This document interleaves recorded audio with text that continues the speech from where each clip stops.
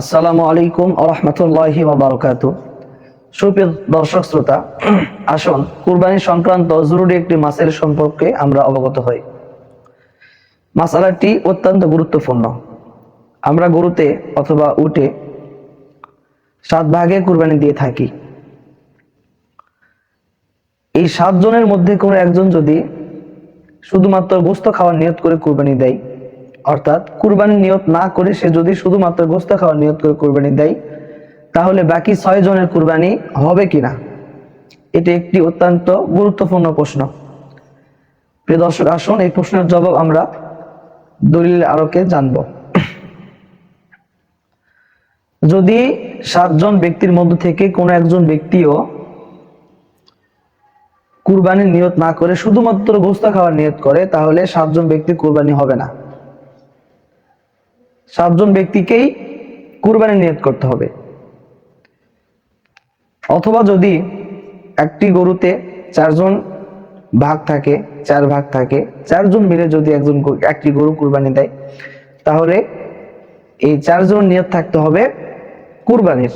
গোশত খাওয়ার নিয়ত যদি কোনো একজন করে, কোনো একজন যদি কুরবানির নিয়ত না করে, তাহলে বাকি শরীক যারা থাকবে তাদের কুরবানি কিন্তু গ্রহণযোগ্য হবে না, কবুল হবে না। প্রিয় দর্শক, এর দলিল হচ্ছে বুখারী শরীফের প্রথম যে হাদিসটি রয়েছে, এই হাদিসটি হলো ওমর ইবনুল খাত্তাব রাদিয়াল্লাহু তাআলা আনহু আলাল মিম্বারি ক্বালা সামি'তু রাসূলুল্লাহ সাল্লাল্লাহু আলাইহি ওয়াসাল্লাম ইয়াকুল ইন্নামাল আ'মালু বিন্নিয়াত। হযরত ওমর ইবনুল খাত্তাব রাদিয়াল্লাহু তাআলা আনহু মিম্বারে থাকা অবস্থায় তিনি বলেছেন, আমি রাসূল সাল্লাল্লাহু আলাইহি ওয়াসাল্লামকে বলতে শুনেছি যে প্রত্যেকটি কাজ নিয়তের উপর নির্ভর করে, অর্থাৎ নিয়ত অনুযায়ী তার কাজটি সংগঠিত হবে বা তার কাজের প্রাপ্যটা সে পাবে।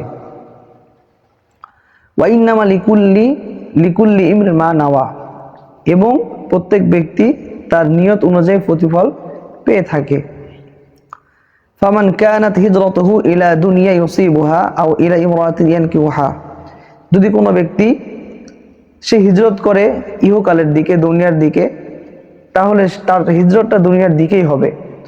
অথবা ইলা ইমরাতিন ইয়ানকিহুহা ফাহিজরাতুহু ইলা মা হাজারা ইলাইহি, অথবা যদি কোনো মহিলাকে বিবাহ করার জন্য সে হিজরত করে, তার হিজরতটা কিন্তু এই জন্যই ধর্তব্য হবে যেদিকে সে হিজরত করেছে।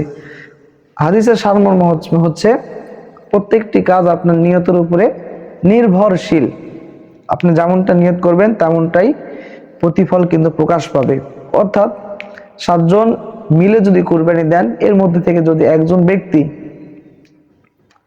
শুধুমাত্র গোশত খাওয়ার নিয়ত করে, কুরবানির নিয়ত না করে, তাহলে তার নিয়তটা গোশত খাওয়া হিসেবে ধর্তব্য হবে, কুরবানি হিসেবে ধর্তব্য না হওয়ার কারণে তার কুরবানিটা হবে না।